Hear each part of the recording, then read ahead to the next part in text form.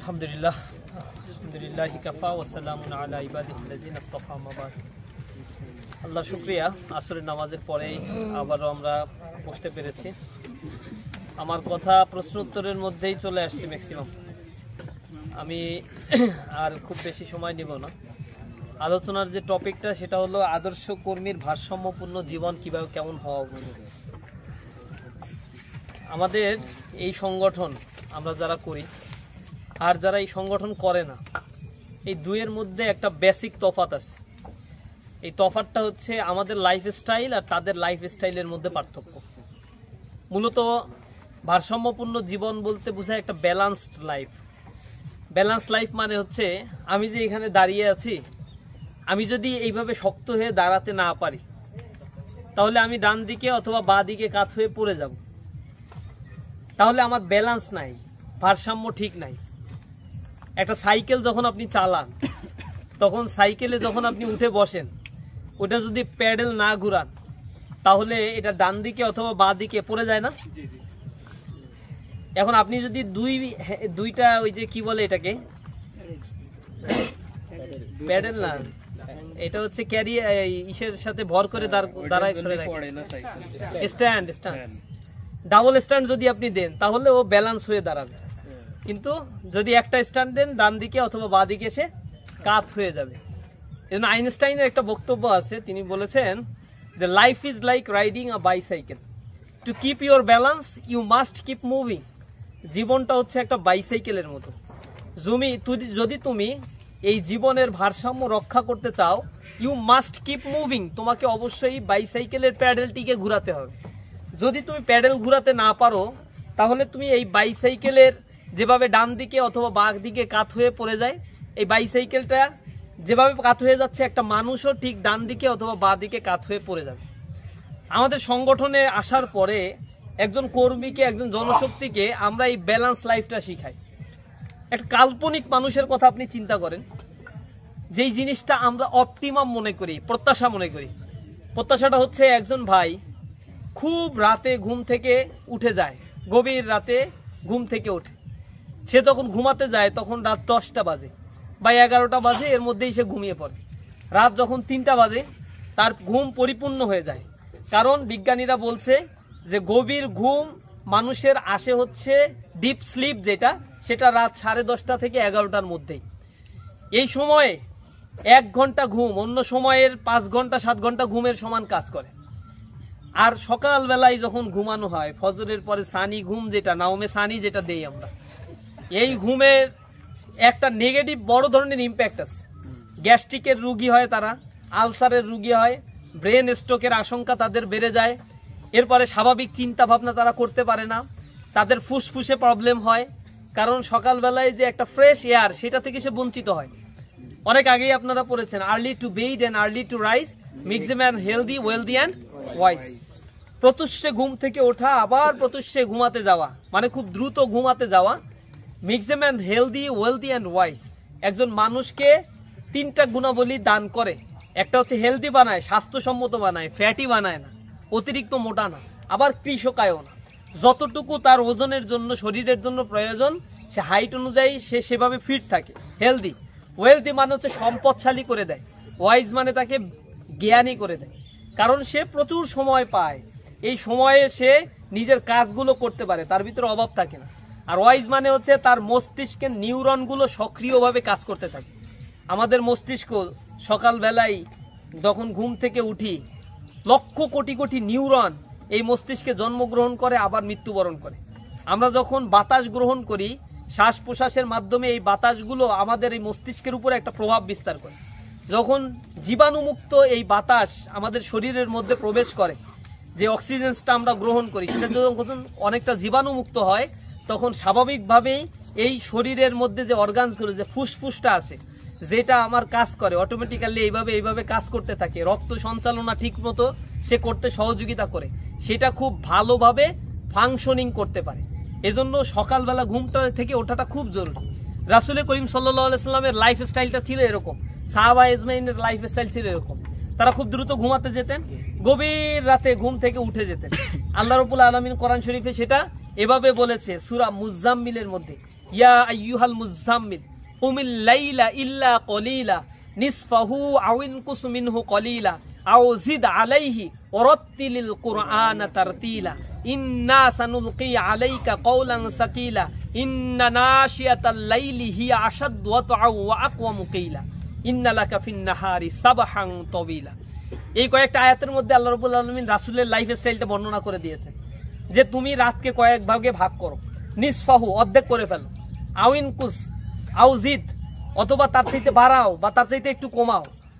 এটা হচ্ছে তখন তুমি গভীর রাতে ঘুম থেকে উঠবা, ওয়ারাত্তিলিল কুরআনা তারতিলা, তুমি তারতিল সহকারে ধীরে সুস্থে বুঝে বুঝে আস্তে আস্তে কোরআন তেলাওয়াত করো। দিনের বেলায় তোমার অনেক ব্যস্ততা, মানুষকে দাওয়াতি কাজ করতে হয়, প্রতিকূলতা মোকাবেলা করতে হয়, যুদ্ধ বিগ্রহ আছে, সব মিলে তুমি সময় পাও না, কিন্তু রাতের বেলায় ভাগ করে রাখো। কারণ এইটা তোমার নফসানিয়াতের প্রবৃত্তি দমনে এবং দলনে সবচেয়ে কার্যকর ভূমিকা রাখবে। তোমার নফসের মধ্যে যে খায়েশ আছে, দুনিয়া পাওয়ার খায়েশ, অনেক টাকা পয়সার মালিক হওয়ার খায়েশ, সম্পদ গ্রাস করে কোটিপতি হওয়ার খায়েশ, এই খায়েশগুলো মিটে যাবে যদি তুমি রাতের বেলায় আল্লাহর ইবাদত করতে থাকো। আল্লাহ তোমার চাহিদাকে সংবরণ করে তুলবেন। আল্লাহ রাব্বুল আলামিন তোমাকে তাকওয়ার গুণে গুণান্বিত করে দেবেন। তোমার অভাব আর থাকবে না, তোমার অভাব আল্লাহ রাব্বুল আলামিন মিটিয়ে দেবেন। রাসূলের প্রশিক্ষণটা এরকম ছিল। আল্লাহ যা বলছে কোরআন শরীফে, আল্লাহ রাসূল কি এগুলো ভায়োলেট করতেন নাকি নিয়মিত? তিনি এইটা শুনতেন, রাতের বেলায় উঠে কোরআন তেলাওয়াত করতেন, তাহাজ্জুদ পড়তেন, ফজরের পরে সবার আগে মসজিদে গিয়ে নামাজ আদায় করতেন, জিকির করতেন। সূর্য ওঠার পরে ইশরাকের নামাজ পড়তেন। এরপরে তিনি জমিনে ছড়িয়ে পড়তেন, দাওয়াতি কাজ করতেন, নানা ধরনের কাজে আল্লাহ রাসূল তখন ব্যস্ত ছিলেন। একজন ব্যক্তি যদি ফজরের পরে এইভাবে উঠে যায়, সকালে আর সে ঘুমায় না। আপনাদের লাইফস্টাইলটা কেমন হতে পারে? ফজরের পরে আমি ঘুম থেকে উঠে নামাজ পড়েই আস্তে ফ্রেশ হয়ে কোরআন শরীফ পড়তে বসে যাই, আধা ঘন্টা তাফসির সহ কোরআন পড়ে এরপরে 2টা হাদিস, 10টা হাদিস, 5টা হাদিস যা আমার সামনে আসে ধারাবাহিকভাবে হাদিস অধ্যয়ন করি। এরপরে সকাল 7টা, 7:30 যখন বেজে যায়, আমি আমার স্টাডি করা শুরু করি, ব্যক্তিগত অধ্যয়ন, পড়াশোনা করা শুরু করি। পড়াশোনা শেষ করে সকাল 9টা, 10টা বা 8টা যখন স্কুল থাকে, কলেজ থাকে, মাদ্রাসা থাকে, মাদ্রাসায় আমি চলে যাই। দুপুরে মাদ্রাসা শেষ হয়ে গেলে দুপুরবেলা এসে খেয়ে দে একটু কায়লুলা দেই, হালকা একটু বিশ্রাম নেই। বা আসরের নামাজের যখন সময় আসে, ঘুম থেকে একটু বা কায়লুলা থেকে উঠে আস্তে মসজিদের দিকে চলে যাই। যারা নামাজে আশেপাশে আসার কথা তাদেরকে ডেকে ডেকে মসজিদে নিয়ে আসে। এরপরে তাদের সাথে আমার সাক্ষাৎ হয়, নামাজটা পড়া হয়। আসরের পরে আমি দাওয়াতি কাজে বের হয়ে যাই। যতজনের সাথে সাক্ষাৎ করা দরকার সাক্ষাৎ করি, খেলাধুলার দরকার খেলাধুলা করি, টাকা উঠানো দরকার টাকা উঠাই। এরপরে আস্তে মাগরিবের নামাজের সময় আবার যাদেরকে নিয়ে আসা দরকার দাওয়াতি কাজ করে আমি মসজিদ তাদের নিয়ে এসে একসাথে নামাজ পড়ি। মাগরিবের আজান দেয়, আমি আবার পড়ে যাই, ঘরে চলে যাই, নামাজ কালাম পড়তে বসি। ঈশান নামাজে আবার 10-15 মিনিট আগে বের হয়ে আমার এলাকায় যে সকল ভাইয়েরা সংগঠন করে বা করে না, সাধারণ ছাত্র যারা, তাদেরকে আমার নামাজের জন্য আমি ডাকি। আবার নামাজ কালাম পরে তাদের সাথে সাক্ষাৎ হয়, 5-7 মিনিট 10 মিনিট তাদের খোঁজ খবর নিয়ে তারাও চলে যায়, আমিও চলে যাই।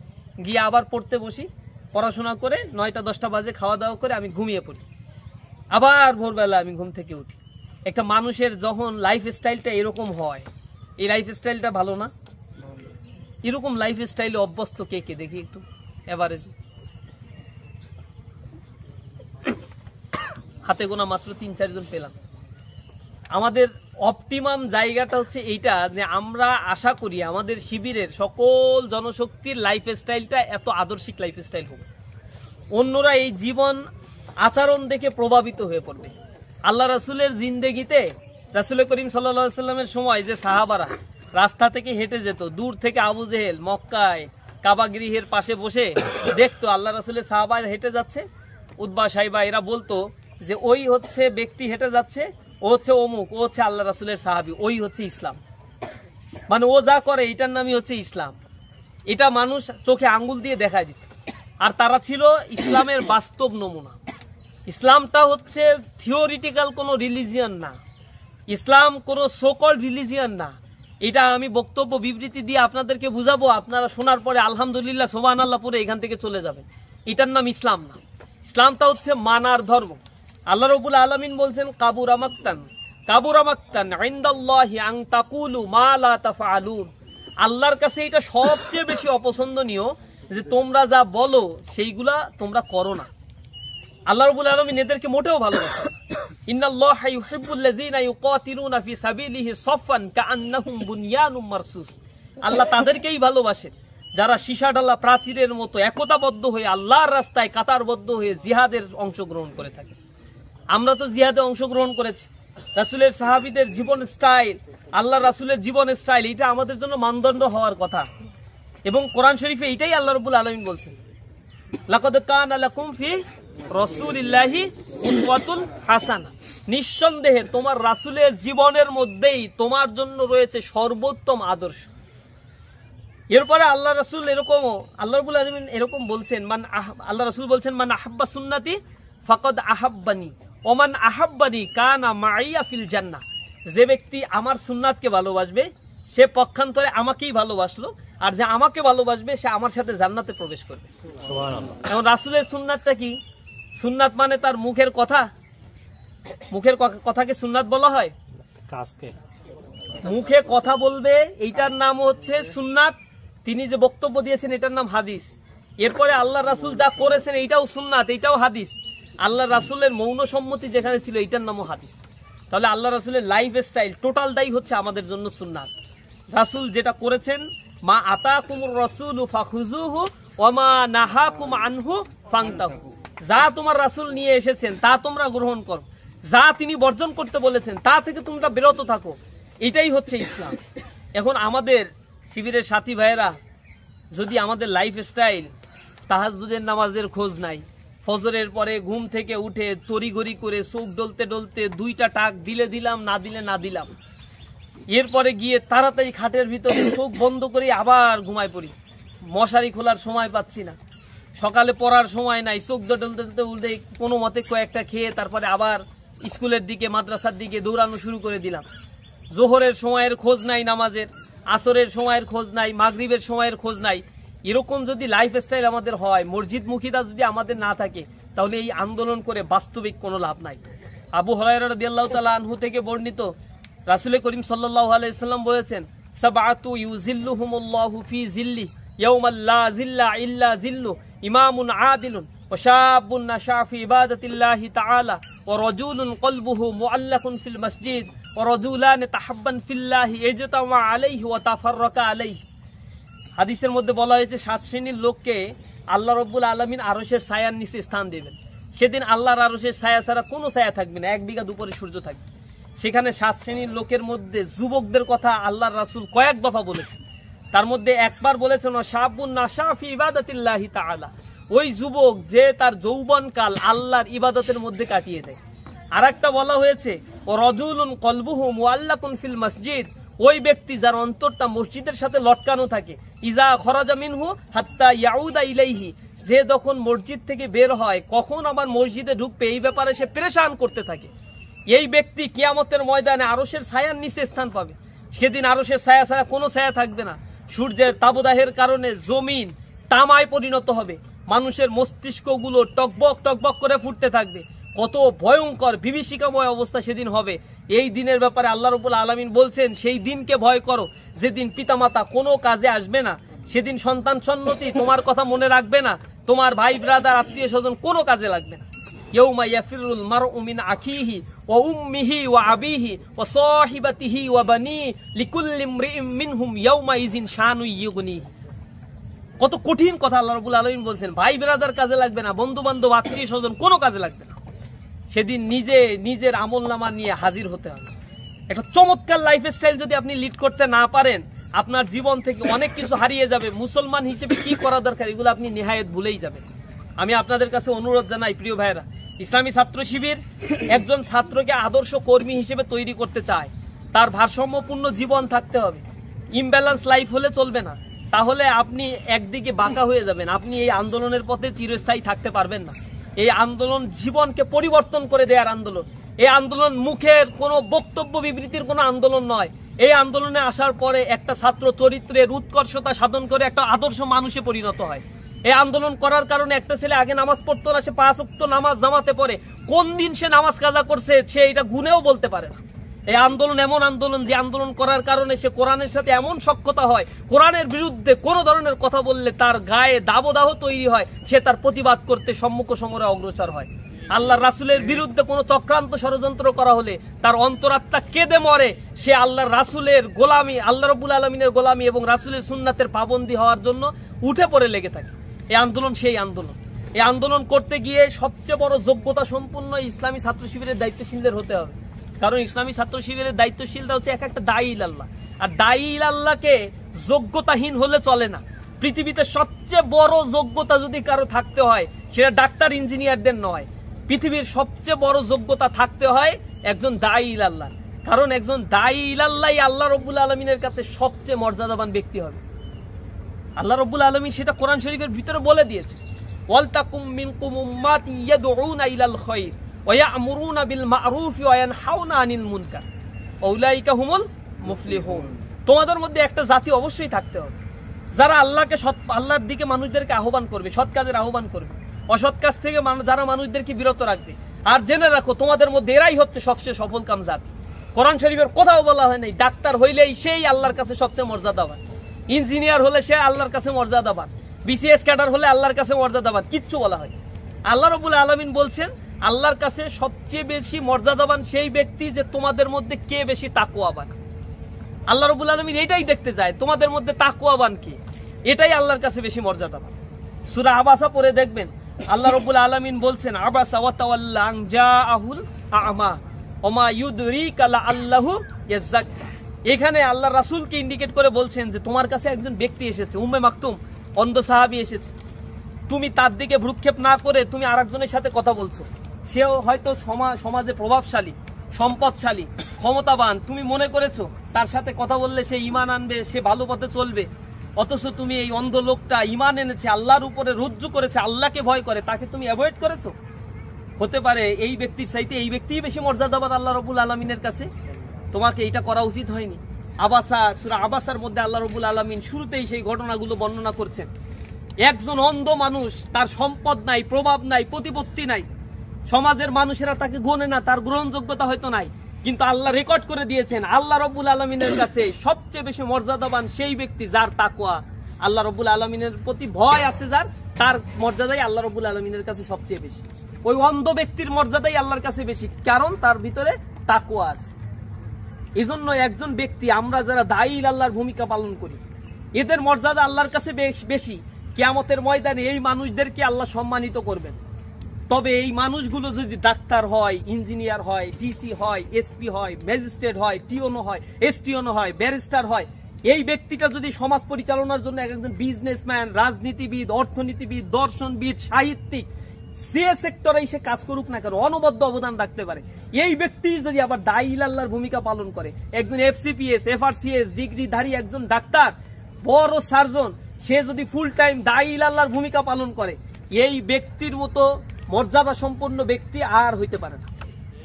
আল্লাহ রাব্বুল আলামিন এটা বেশি পছন্দ করে, কারণ একজন ডাক্তার হিসেবে সমাজে তার গ্রহণযোগ্যতা আছে, হাজারো মানুষ তার কাছে আসবে এবং সেই সময় সে দাওয়াতি কাজটা করতে পারবে। আর আপনার ভিতরে যদি যোগ্যতা না থাকে তাহলে আপনার কাছে তো মানুষ আসবে না। এই জন্য দায়ী আল্লাহর মর্যাদা তখনই বেশি বৃদ্ধি পাবে যখন দুনিয়ার সবচেয়ে বড় যোগ্যতা সম্পন্ন একজন দায়ী আল্লাহ হবে। মসজিদের ইমাম আর দায়ী আল্লাহ আমাদের সমাজে হচ্ছে এই দুই শ্রেণীর মানুষ মনে করে আমাদের যোগ্যতা লাগবে না, মানে আমরা এমনি ইমামতিও করতে পারবো, মসজিদের ইমামতি করার জন্য তো যোগ্যতার প্রয়োজন হয় না, খালি কোরআন তেলাওয়াত সহিভাবে পড়তে পারলেই হয়, এরকম একটা ধারণা। অথচ মসজিদের ইমাম মুসলিম সালতানাতের আমলে, ইসলামী খেলাফতের আমলে মসজিদের ইমাম কারা হতো? মসজিদের ইমাম হতো তো এই যে সৌদি আরবের যে বাদশাহ, তাকে কি সৌদি বাদশাহ বলা হয়? তাকে বলা হয় খাদেমুল হারামাইন, হারামাইন শরীফের খাদেম বলা হয় তাকে। ওইখানে সে খেদমতকার হিসেবে নিয়োজিত, সে সৌদি বাদশাহ না, সে হচ্ছে আল্লাহ রাব্বুল আলামিনের ঘরের খাদেম হিসেবে নিযুক্ত, এবং সে মসজিদের ইমামতি করবে। একজন রাষ্ট্রপ্রধান, সে মসজিদের ইমামতি করবে। এই কারণেই তার মর্যাদা আল্লাহ রাব্বুল আলামিন বাড়িয়ে দেবে। ইসলামী সালতানাতে মসজিদের ইমাম, মসজিদের মুয়াজ্জিনের চাকরি, এইটা হচ্ছে সবচেয়ে সম্মানিত পোস্ট, ধর্মীয় নেতাদের পোস্ট। আমাদের সমাজে এইটা কি সবচেয়ে আবর্জনার একটা চাকরি, অপাঙ্ক্তেয় একটা চাকরি করে রাখার জন্য যে কনস্পাইরেসি দীর্ঘদিন ধরে করা হয়েছে শিক্ষা ব্যবস্থার মধ্যে। এই ভাইদের যোগ্যতা, দক্ষতা উন্নয়নের জন্য যে পরিমাণে কারিকুলাম ডেভেলপ করা দরকার ছিল, যে মর্যাদা ইমাম মুয়াজ্জিনদের আমাদের সমাজে দেওয়ার দরকার ছিল, সেটা যথাযথভাবে দেওয়া হয় না। আর ইমাম মুয়াজ্জিনদেরও ইমামতির বাইরে গিয়ে আরো এক্সট্রা কোয়ালিটি ডেভেলপ করার মানসিকতারও সমস্যা আছে। এই দুইয়ের মধ্যে একটা সমন্বয় করাটা খুব জরুরি। আমরা যারা দিনের দাওয়াতি কাজ করি, আমরা মনে করি এই যে ইউনিভার্সিটির শিক্ষক, আমি তো একটা বিশাল বড় পোস্টে আছি, আমি আবার দাওয়াতি কাজ করবো, আমি ডিসি, আমার আবার কি রাস্তায় নেমে মানুষের কাছে দাওয়াতি কাজ করবো? এই চেতনাগুলো মুসলমানদের সন্তানদের মধ্যে রয়েছে। আর দাওয়াতি কাজ করবে কারা? যার কোনো গতি নাই, সেও করবে হচ্ছে দাওয়াতি কাজ। এটা হবে না। ইসলামী ছাত্র শিবিরের জনশক্তিদেরকে সুপরিকল্পিতভাবে ক্যারিয়ার গঠন করতে হবে, রেজাল্টধারী হতে হবে, সবচেয়ে ভালো মেধা সম্পন্ন আপনার হতে হবে। আপনি যদি ভালো রেজাল্টধারী হন, আপনার ক্লাসের আরো 10টা ছেলে আপনার কাছে আসবে ম্যাথ করতে, আপনার কাছে আসবে ইংরেজিটা বুঝতে, সাবজেক্ট বুঝে না আপনার কাছে আসবে। সেই সুযোগে আপনি তাকে নামাজ পড়া শিখাইতে পারবেন, আপনার প্রতি তাকে আকৃষ্ট করে ফেলতে পারবেন, ইসলামের দাওয়াতটা তার কাছে আপনি পৌঁছে দিতে পারবেন। আপনাকে সবচেয়ে বড় যোগ্যতা সম্পন্ন হতে গেলে স্টুডেন্ট লাইফে আপনাকে আগে হচ্ছে রেজাল্টের ক্ষেত্রে নো কম্প্রোমাইজ, ভালো রেজাল্টদারি হতে হবে। দ্বিতীয় হচ্ছে একবিংশ শতাব্দীর চাহিদার আলোকে বর্তমান সময়ে টেকনোলজির এই যুগ, সব টোটাল সোসাইটিটাই পরিবর্তন হয়ে যাচ্ছে। আমরা 10 বছর আগে যা টেকনোলজি দেখেছি, 10 বছর পরে এসে এখন একটা ডিফারেন্ট টেকনোলজি দেখছি। আমরা এই যুগের ছেলে হওয়ার পরেও মনে হচ্ছে যে আমরা মনে হয় ব্যাকডেটেড, নতুন যারা স্কুল কলেজে পড়ছে তারা আপডেটেড হয়ে যাচ্ছে। একটা যুগ পরিবর্তন হতে 10টা বছরও সময় লাগছে না, একটা সময়ের একটা ইরার পরিবর্তন হতে খুব বেশি সময় নিচ্ছে না। টেকনোলজি এত বেশি স্ট্রং এখানে জড়াচ্ছে, বিশাল এক মেসাকার তৈরি হয়ে যাচ্ছে। Smart Bangladesh, cashless society develop করার জন্য সরকার উঠে পড়ে লাগছে। এখানে ক্যাপিটাল ইকোনমি ডেভেলপ করা হচ্ছে, রোবোটিক সিস্টেম ডেভেলপ হবে, এখানে আর্টিফিশিয়াল ইন্টেলিজেন্স আসছে। সব মিলে টেকনোলজির উপরে পুরা বাংলাদেশ সহ সারা পৃথিবী এখন টেকনোলজির ছোঁয়ায় অনেক বেশি আপগ্রেড হয়ে যাচ্ছে। এই যুগে তারাই টিকে থাকবে যারা এই টেকনোলজির দিক থেকে অগ্রগামী হবে। আজকে যারা পারমাণবিক অস্ত্রগুলো তৈরি করছে, ক্ষমতা তো তাদের হাতে, তাদের কথা যাদের হাতে পারমাণবিক অস্ত্র নাই তাদের শুনতে হয়, যাদের হাতে কম্পিউটার প্রযুক্তি আছে তাদের কথা আপনাকে আমাকে শুনতে হয়। এই প্রযুক্তির জ্ঞানে দক্ষতায় আরো বেশি উৎকর্ষতা সাধনের জন্য আমাদেরকে চেষ্টা করা দরকার। ভাষাগত দক্ষতা অর্জনের জন্য সর্বোচ্চ চেষ্টা করবেন। আরবি ভাষা শেখা, এবারে ইংরেজি ভাষা শেখা, কোরআনটা সহিভাবে পড়তে পারা, একাডেমিক দক্ষতা অর্জনের ক্ষেত্রে সর্বোচ্চ চেষ্টা করা, অবসর সময় যাপন না করে সর্বোচ্চ চেষ্টা করা দরকার। নিজের জায়গা থেকে soft skill, hard skill develop করা। প্রত্যেকেরই এক একটা ক্যারিয়ার টার্গেট সুনির্দিষ্ট হওয়া দরকার। ক্যারিয়ার টার্গেট সকালে একটা, দুপুরে একটা, বিকালে একটা, রাতে একটা, ঘুমের থেকে ওঠার পরে আরেকটা হয়ে যায়। এইভাবে ক্যারিয়ার টার্গেট যদি হয় জাতীয় পার্টির মতো, তাহলে এই ক্যারিয়ার কিন্তু বেশি দিন টেকবে না। জাতীয় পার্টির দলের তো এই অবস্থা, সকালে বলে এক কথা, দুপুরে আর এক কথা, বিকালে আবার সকালের কথাই বলে, রাতে ঘুমানোর সময় আর এক কথা বলে। এজন্য এই দলের এখন অস্তিত্ব বিলীন হওয়ার পথে। মানুষ এখন তাদের প্রতি আর শ্রদ্ধাবোধ নেই, এক কথার উপরে থাকতে হবে। আমার ক্যারিয়ার টার্গেট এইটাই আমি হব। মানুষ যা চায়, মানজাদ্দা ওয়াজাদা, যে ব্যক্তি চায় তাকে সেটা প্রদান করা হয়, কিন্তু চাওয়ার জন্য অজস্র পরিশ্রম করতে হবে। পারবো তো ইনশাআল্লাহ? একটা ব্যালেন্স লাইফ লিড করা ইসলামী ছাত্র শিবিরের জনশক্তিদের জন্য খুবই জরুরি। মুসলিম উম্মাহ চরম দুর্দিন পার করছে বর্তমানে। সারা পৃথিবীব্যাপী কোটি কোটি মুসলমান, 200 কোটি মুসলমান, কিন্তু কোথাও দাঁড়ানোর জায়গায় মুসলমানদের নাই। সভ্যতা সংস্কৃতি দিয়ে আজকে আমাদের নৈতিকতাকে ধ্বংস করে দেওয়ার জন্য সর্বশেষ পেরেক মারা হচ্ছে। শিক্ষা ব্যবস্থাকে বিকলাঙ্গ করে দেওয়া হয়েছে। এই শিক্ষা ব্যবস্থা দিয়ে ভালো মানুষের জন্ম হবে না। সাংস্কৃতিক ব্যবস্থা ধ্বংস করে দেওয়া হয়েছে। এই সাংস্কৃতিক ব্যবস্থায় ওটিটি প্ল্যাটফর্মের মাধ্যমে যুব শ্রেণীর নৈতিকতা আজকে তলানির মুখে। যাদের সামনে কথা বলছি এত সুন্দর সুন্দর ফেরেস্তার মতো চেহারা, এই ফেরেস্তার মতো চেহারার অনেক মানুষের ভিতরে ভিতরে অনেক ঝামেলা আছে। গোপনে পাপ কাজের মধ্যে লিপ্ত হয়ে যাচ্ছি। রাতের অন্ধকারে আল্লাহর ভয় আমার অন্তরের মধ্যে থাকছে না। আল্লাহ রাব্বুল আলামিনের কাছে কান্নাকাটি করব, তওবা করব। জাহেলিয়াত আমাকে অক্টোপাসের মতো ঘেরাও করে রেখেছে। খুব স্বাভাবিকভাবে প্রেম প্রীতি এটা হারাম কর্ম, একটা জেনার কাজ, এগুলোকে খুব স্বাভাবিক করে দেওয়া হচ্ছে এই সাংস্কৃতিক আগ্রাসনের মধ্য দিয়ে। ইসলামে জেনার কত বড় শাস্তি রয়েছে। যদি কোনো যুবক জেনা করে, সে যদি অবিবাহিত হয়, 100টি পাথর মেরে তাকে হত্যা করতে হবে, পাথর মারতে হবে, নিক্ষেপ করতে হবে। চিন্তা করছে? 100টি দোররা বেত্রাঘাত করতে হবে। আর যদি সে বিবাহিত হয় তাহলে পাথর মেরে তাকে হত্যা করে ফেলতে হবে। জেনার শাস্তি এই পর্যায়ে। আমাদের সমাজে জেনা এখন নিত্য নৈমিত্তিক ব্যাপার হয়ে গেছে। প্রেম যদি না করে তাহলে আনস্মার্টনেস। আমাদের স্কুল কলেজ মাদ্রাসা এইগুলোতে এখন ভরপুর হয়ে গিয়েছে। এই সংস্কৃতি আমাদের সামনে। শিক্ষা ব্যবস্থা এমন একটা বিকলাঙ্গ শিক্ষা ব্যবস্থা, এখানে যদি আমাদের ভালো একটা মাদ্রাসা ছাত্রকে জিজ্ঞাসা করা হয় সুদ আর মুনাফার মধ্যে পার্থক্য কি, বলে সুদ মুনাফা তো একই জিনিস। কারণ মাদ্রাসায়ও পড়ানো হয় সুদ অবলিক মুনাফা। সুদ হচ্ছে হারাম কাজ। সুদ যে দেয় নেয়, যে সুদের কারবারের সাথে জড়িত, সমান অপরাধ। সবাই তার আপন মায়ের সাথে 36 বার জিনা করার সমান অপরাধ করছে। এত খারাপ কাজ করার পরে এটা আনন্দের সাথে ঘুষ সুদ এগুলা করেই বেড়াচ্ছে তারা। কারণ শিক্ষা ব্যবস্থা আমাদেরকে এটা হালাল ভাবে উপস্থাপন করছে। ছাত্র শিবিরের অধীনে তো 2-3% ছাত্র আছে, বাকি 97% ছাত্র বা 50%, 90% ছাত্র বাংলাদেশের শিক্ষা ব্যবস্থার এই কারিকুলামের মধ্য দিয়ে বড় হচ্ছে। গতদিন দেখলাম কি এক ড্যান্সের সাথে মেয়েদের সাথে তার শিক্ষক নাচানাচি শুরু করে দিচ্ছে ফেসবুকে, এইগুলো নিউজ হয়েছে কোন এক টেলিভিশনের ইসে দেখলাম।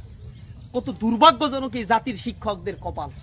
এই জাতির শিক্ষকরা শ্লীলতাহানি করে, ছাত্রীরা মানববন্ধন করে, আত্মহত্যা করে, সুইসাইড পয়েন্টে লিখে যায় যে আমার মৃত্যুর কারণ হচ্ছে অমুক শিক্ষক। এত দুশ্চরিত্র নবপট শিক্ষকের জন্ম হচ্ছে এই জাতি। শিক্ষকদের প্রতি শ্রদ্ধাবোধ থাকছে না, ধ্বংস করে ফেলা হচ্ছে আমাদের জাতিসত্তাকে। মুসলমান পরিচয় দেওয়ার চাইতে আমাদেরকে একটা বস্তুবাদী জীবন যাপনের দিকে উদ্বুদ্ধ করা হচ্ছে। আমরা উৎপাদনমুখী একটা যন্ত্র হিসেবে আমাদেরকে কাজে লাগানো হচ্ছে। মমত্ববোধ ভেঙে দেওয়া হচ্ছে, ব্রেকডাউন করে দেওয়া হচ্ছে, নিউক্লিয়ার ফ্যামিলি তৈরি করা হচ্ছে, বৃদ্ধাশ্রম তৈরি করা হচ্ছে, নারী ক্ষমতায়নের নামে নারীদেরকে রাস্তায় নামানো হচ্ছে। সন্তান জন্মগ্রহণ করার পরে মায়ের দায়িত্ব কর্তব্য কমে যায়, সন্তানকে চাইল্ড কেয়ার সেন্টারে রেখে মা যাচ্ছে অন্য জায়গায় চাকরি করতে। পরকীয়ার সম্পর্কের কারণে ঘর সংসার তছনছ হয়ে যায়। মাদকাসক্তির করাল গ্রাসে নিমজ্জিত হয়ে পিতামাতা আজ বিবেকহীন হয়ে পড়ছে। সন্তানের যন্ত্রণায় বাঁচে না, কুড়াল দিয়ে কোপায় কোপায় নিজের ওরসজাত সন্তানকে পর্যন্ত হত্যা করে ফেলছে।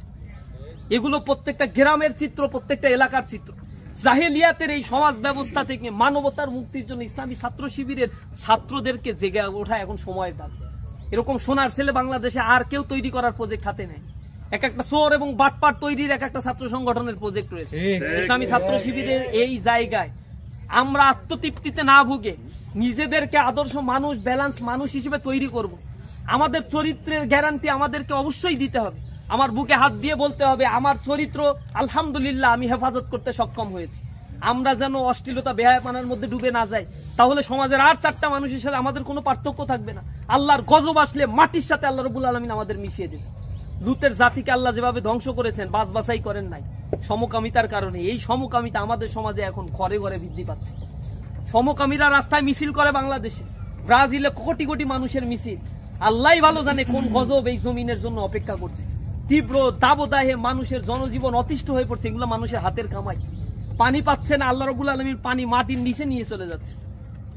সূরা মুলকের মধ্যে পড়বেন, আল্লাহ রাব্বুল আলামিন শেষ আয়াতে বলছেন আমি যদি তোমাদের জন্য ভূগর্ভের মাটির নিচে যে পানি আছে এই পানিকে নিয়ে যাই, পানিকে সরিয়ে দেই, তাহলে তোমাদের মধ্যে কে আছে মাইন যে তোমাদের জন্য এই পানি নিয়ে এসে তোমাদেরকে পান করাবেন? তোমরা আল্লাহর সাথে গাদ্দারি করো, তোমরা আল্লাহর প্রতি সিজদাবনত চিত্তে থাকো না, তোমরা কত বড় বিশ্বাসঘাতক। আল্লাহর হস্তে ইসলামী আন্দোলনের পথে সামিল হয়েছে। আদর্শের সুস্পষ্ট জ্ঞান আমাদের মধ্যে থাকতে হবে, কোরআন হাদিস পড়তে হবে, ইসলামী জীবন যাপন করার চেষ্টা করতে হবে। নিজের চরিত্রকে হেফাজত করার জন্য, হালাল ভক্ষণ করার জন্য, জাহান্নাম থেকে বাঁচার জন্য অবশ্যই অগ্রগামী হওয়া দরকার। আল্লাহ রাব্বুল আলামিন বলেছেন সারিউ ইলা মাগফিরাতিম মির রাব্বিকুম, সারিউ ইলা মাগফিরাতিম মির রাব্বিকুম, তোমরা দৌড়াও তোমার রবের পক্ষ থেকে ক্ষমার দিকে, দৌড়াইতে থাকো, জান্নাতের দিকে দৌড়াইতে থাকো। সেই জান্নাতের দিকে আমাদেরকে ঊর্ধ্বমুখী দৌড়ানো দরকার। পিছন দিক থেকে আমাদেরকে জাহেলিয়াত আষ্টে পিষ্টে ধরার জন্য প্রস্তুত হয়ে আছে। আমাদের ঈমান এবং আকীদাকে রক্ষার জন্য এখনই প্রস্তুতি নিতে হবে। প্রিয় ভাইরা, এর একমাত্র উপায় হচ্ছে নিজের সময় ব্যবস্থাপনা করা এবং বেশি বেশি করে দাওয়াতি চরিত্র অ্যাডাপ্ট করা, দাওয়াতি কাজ করা। যত বেশি আপনি মানুষের মাঝে কোরআন এবং হাদিসের কথা বলবেন, যা পড়েন তা যদি মানুষের কাছে পৌঁছান, তাহলে আপনার ভিতরে পরিবর্তন হতে আপনি বাধ্য এবং বাধ্য। আর দ্বিতীয় রাস্তা হচ্ছে সাথী আজকে আছি, সামনের বছর এসে এইখানে সাথী হিসেবে আর থাকবো। আমি সাথী হিসেবে আর সাথী টিসি করতে চাই না, আমি সদস্য টিসি করতে চাই। আমি আরো বেশি মাকাম উত্তম মর্যাদা লাভ করতে চাই, আল্লাহর আরো বেশি নিকটবর্তী আমি হতে চাই। এজন্য এখন থেকে নিয়মিত 5 ওয়াক্ত নামাজ জামাতের সাথে আদায় করা, নিয়মিত ইসলামী সাহিত্য অধ্যয়ন করা, ব্যক্তিগত অধ্যয়নের প্রতি খেয়াল রাখা, নিয়মিত ক্লাস করা, নিয়মিত দাওয়াতি কাজ করা, একটা চমৎকার লাইফের মধ্যে আপনি চলে আসেন। আপনাকে দেখে সমাজের মানুষেরা ঈর্ষা করবে। এই সমাজ ব্যবস্থার কলুষিত সমাজ ব্যবস্থা একদিন বুঝতে পারবে ইসলামী ছাত্র শিবির কি ধরনের মানুষ জন্ম দিচ্ছে, কি ধরনের ছাত্র যুবকদেরকে ইসলামী ছাত্র শিবির তৈরি করছে। এই জাতির জন্য আগামী দিনের ইসলামী ছাত্র শিবিরই শেষ ভরসা। যখন এই জাতির সন্তানেরা মাদকাসক্ত হয়ে পড়েছে, তার বিরুদ্ধে এক বিপ্লবী চেতনা নিয়ে একটা চরিত্রবান সংগঠন, একটা চরিত্রবান ছাত্র সংগঠন তৈরি করে যাচ্ছে কিছু যুবক, যেই যুবকেরা হবে আল্লাহর গোলাম, এবং সেই গোলামি করার জন্য আল্লাহ রাব্বুল আলামিন আমাদেরকে সৃষ্টি করেছেন। ভাইয়েরা, আমি আপনাদের কাছে এইটুকু খুব বিনীতভাবে অনুরোধ জানাই, আমাদের জমিনটাকে আবাদ করার জন্য আল্লাহ দয়া করে আমাদেরকে এখানে মনোনীত করেছে। হাজার লক্ষ কোটি ছাত্রদের মধ্য থেকে আল্লাহ রাব্বুল আলামিন আপনাকে আমাকে হেফাজত করে এমন একটি দ্বীনি আন্দোলনে শামিল করেছে, এখান থেকে আর যেন ছাঁটাইয়ের কাতারে আমরা না চলে যাই। একবার যদি ছাঁটাইয়ের কাতারে চলে যাই, আমার নসিব খারাপ, এটা আল্লাহর কিছু যায়ও না, আল্লাহর কিছু আসেও না। আল্লাহর এই জমিনে আমরা যদি আল্লাহর গুণকীর্তন না করি, আল্লাহর কিছু যায়ও না, আসেও না। আল্লাহ রাব্বুল আলামিনের গুণকীর্তন করার জন্য পৃথিবীতে আল্লাহ আরো অনেক প্রাণের সৃষ্টি করে রাখছে। আপনি যদি আল্লাহর গুণকীর্তন করেন, এটা আপনার জন্যই ভালো। আপনি যদি করেন তাহলে আপনার জন্য এটা কল্যাণকর হবে। আমরা আশা করি প্রত্যেকেই নিজ নিজ জায়গা থেকে আমাদের দাওয়াতের কাজকে প্রসারিত করব। ঘুমিয়ে ঘুমিয়ে সময় কাটিয়ে দেব না। দুনিয়ার জিন্দেগি আল্লাহ রাব্বুল আলামিন খুব স্বল্প একটা জিন্দেগি আমাদেরকে দিয়েছেন, অল্প সময় অনেক সওয়াব আমাদেরকে কামাই করতে হবে। অনন্তকালের সেই জিন্দেগিতে যদি বসবাস করতে হয়, সেখানে থাকতে হয়, তাহলে এইখান থেকে ইনকাম করে নিতে হবে, সওয়াব কামাই করে নিতে হবে। আমরা যা ভালো কাজ করব আল্লাহ এগুলো জমা করে রাখেন। আল্লাহ রাব্বুল আলামিন এগুলো নষ্ট হতে দেন না। এটা মনে করার কারণ নাই যে এখানে টিসিতে 6 ঘন্টা সময় ব্যয় করলাম, তার মানে আমার জীবন থেকে মনে হয় খুব কষ্ট নষ্ট হয়ে গেল অনেক কিছু। আল্লাহ রাব্বুল আলামিন সূরা মুজাম্মিলের লাস্টে বলছেন, ওমা তুকদ্দিমু লিআনফুসিকুম মিন খায়রিন তাজিদুহু ইনদাল্লাহি হুয়া খায়রু ওয়া আযমু আজরা। তোমরা যে আমলই করো না কেন, আল্লাহ রাব্বুল আলামিন এগুলো নষ্ট হতে দেন না। এর চাইতেও ডাবল ডাবল প্রতিদান আল্লাহ রাব্বুল আলামিন কিয়ামতের ময়দানে তোমাকে দিবেন। আযমু আজরা, অনেক বড় প্রতিদান তোমাদের জন্য আল্লাহ হেফাজত করে রাখবেন। আমরা এই ভালো কাজগুলো বেশি বেশি করব, প্রত্যেকটা সময় এগুলা করব। এমন বন্ধু চয়েস করব যেই বন্ধু আমাকে জান্নাতের দিকে নিয়ে। এখানে স্থানীয় অনেকে এই এলাকায় থাকার কারণে বন্ধু বান্ধবের সাথে মিশে অযাচিত গল্প গুজব করে সময় ব্যয় করেন। এটা আপনার কাজ না, এটা আপনার কাজ না। আল্লাহ রাব্বুল আলামিন এটা নিষেধ করেছে। কোরআন শরীফের ভিতরে বলা হয়েছে যে কিছু মানুষ আসবে, তাদেরকে বলা হবে তোমরা কেন আজকে মা সালাকাকুম ফি সাকার, আজকে তোমাকে কেন এই সাকারের মধ্যে নিক্ষিপ্ত করা হলো, তাকে জিজ্ঞাসা করা হবে। তখন সে বলবে ক্বালু লাম নাকু মিনাল মুসাল্লিন ওয়া লাম নাকু নুতইমুল মিসকিন ওয়া কুননা নাখুদু মাআল খায়িদিন। লাম নাকু মিনাল মুসাল্লিন, প্রথম কথা সে বলবে আমরা মুসল্লি ছিলাম না, আমরা সঠিক সময়ে নামাজ কালাম পড়তাম না, উদাসীন হয়েছিলাম। ওয়া লাম নাকু নুতইমুল মিসকিন, অভাবীদের কাছে আমরা যেতাম না, অভাবগ্রস্তদেরকে খাবার খাওয়াতাম না। আর আমরা যারা কথা বানায় বানায় বলতো, মিথ্যা কথা বলতো, গীবত করতো, পরনিন্দা করতো, খারাপ কথা বলতো, তাদের সাথে মিলেমিশে খারাপ কথার সাথে একতাবদ্ধ হয়ে সেই কাজগুলোই আমরা করতাম। আজকে আমাদের পরিণতি এরকম হয়ে আছে, আমাদেরকে বাঁচাও। কে তাদেরকে বাঁচাবে? সেদিন তো তাদের জন্য ফয়সালা হয়েই যাবে জাহান্নাম। আল্লাহর হস্তে এই কাজগুলো থেকে বিরত থাকাটা আমাদের জরুরি। কোরআন পড়লে বুঝতে পারবো যে আমি কে, আমার কেমন হওয়া উচিত, কোন অবস্থায় আমি আছি। এটার জাস্টিফিকেশনের জন্য কোরআনই একমাত্র সলিউশন, এবং এই যুবকদের চরিত্র রক্ষার জন্য কোরআনই একমাত্র পাওয়ার হাউস। এই পাওয়ার হাউসের কাছে আসবো এবং নিজেকে গঠন করব, সমাজকে ইনশাল্লাহ পাল্টে দেব। রাসূলের জমানায় যে জাহেলি সমাজ ব্যবস্থা ছিল, কোরআন এসেই সব কিছু পাল্টে দিয়েছে। এই কোরআনকে এই যুগেও যদি আমরা এখনো ধারণ করি এবং মানুষের কাছে প্রচার করি, সেই হুবহু সেই কোরআন এখনো রয়েছে। এখনো সেই কোরআন মানুষের কাছে নিয়ে গেলে মানুষেরা ওই জাহেলিয়াতের দিকে, ওই সাংস্কৃতিক আগ্রাসনের দিকে, ওই নগ্ন শিক্ষা ব্যবস্থার দিকে আর ভ্রুক্ষেপ না করে এক তাওহীদবাদী আল্লাহর দিকে সিজদা করার জন্য এখনো মানুষ প্রস্তুত আছে। দুর্ভাগ্য হচ্ছে কোরআন নিয়ে যাই না আমরা। আমরা ইসলামী ছাত্র শিবিরের সাথী ডিসিতে এসে এত ভালো ভালো কথা শুনি, এইখান থেকে গিয়ে খাটের সাথে আমাদের সম্পর্ক তৈরি হয়ে যায়। কপাল পোড়া আমাদের, যে এলাকার কতগুলো ছাত্র আছে যারা জাহান্নামের দিকে চলে যাচ্ছে, মাদকাসক্ত হয়ে পড়ছে, নামাজ পড়ছে না, আমার অন্তর কাঁদে না। তাদের হাত পা ধরে আমি জান্নাতের দিকে নিয়ে যাওয়ার জন্য একবারও বলি না। আমার জন্য এটা নসিব, খারাপ নসিব আমাদের জন্য। আমাদেরকে কোরআনে কতবার বলা হয়েছে, উদউ ইলা সাবিলি রাব্বিকা বিল হিকমা ওয়া মাউইজাতিল হাসান। তোমরা মানুষকে ডাকো আল্লাহর দিকে, ডাকো তোমরা আল্লাহর দিকে। আল্লাহ রাসূল তার জিন্দেগির সবটুকু সময় এই কাজগুলো করেছে, আর আমরা সেই কাজটা করি না। অথচ ঘুমায় ঘুমায় চিন্তা করি জান্নাতে চলে যাব। জান্নাত মামাবাড়ির আবদার, বললেই জান্নাতে যাওয়া যায়। যদি সেটা হয়তো সাহাবা আজমাইনরা এই কাজটা করতেন, ঘরে ঘুমায় ঘুমায় শুধু তসবিহ টিপতেন, তাহলে এমনি জান্নাত পেয়ে যেতেন। শুধু ঘরে বসে তসবিহ টিপলে কাজ হবে না। আল্লাহ রাব্বুল আলামিনকে সিজদা করতে হবে, স্মরণ করতে হবে, তার রাসূল করিম সাল্লাল্লাহু আলাইহি ওয়াসাল্লাম যে কাজ করেছেন সর্বাবস্থায় সেইভাবে জীবন যাপন করার জন্য চেষ্টা করতে হবে। পারবো তো ইনশাআল্লাহ? ইনশাআল্লাহ। এত জন নাই, ইনশাআল্লাহ। আল্লাহ রাব্বুল আলামিন আমাদের এই খুলনার জমিনটা আল্লাহ রাব্বুল আলামিন দয়া করে আমাদেরকে দান করছেন। বিশ্বাস করেন এই অঞ্চলের মানুষের ইসলামের প্রতি এখন আকৃষ্টবোধ অনেক বেশি। আওয়ামী লীগকে একটা সবাই প্রায় মনে প্রাণে ঘৃণা করে।